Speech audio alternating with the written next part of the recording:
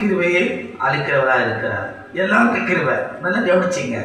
ஒவ்வொரு வசனத்துக்கும் ஆவியானவர் சில விளக்கங்களை கொடுப்பார். எல்லாருக்கும் கிருபை, எல்லாருக்கும் கிருபை இருக்கு. ஆண்டு கொடுத்தது. ஏன்னா இந்த மாசத்தின் வாக்குத்தத்தம் என்ன? மாம்சமான யாவருக்கும் நான் தேவன் ஆகிய கர்த்தர், என்னால் செய்யக்கூடாத அதிசயமான காரியங்கள் ஒன்று உண்டோ. எல்லாரும் கிருபை பெற்றவர்கள் தான். தேவனுடைய இரக்கம், தயவு மாறாதுதான். தேவனுடைய அன்பினால் தான் நம்மளை இதுவரைக்கும் தேவன் நம்மளை பாதுகாத்து வரார். நல்ல வார்த்தை கவனிக்கணும்.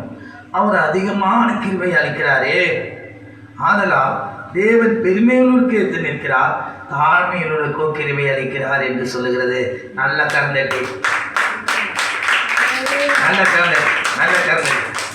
எல்லாருக்கும் இக்கிருபையை காட்டிலும் அதிகமான கிருபை தாழ்மை உள்ளவர்களுக்கு. நல்ல நல்ல நல்ல நல்ல நல்ல நல்ல தன்னை தாழ்த்துகிறவன் உயர்த்தப்படுவான். அப்போ எப்படி உயர்த்தப்படும்?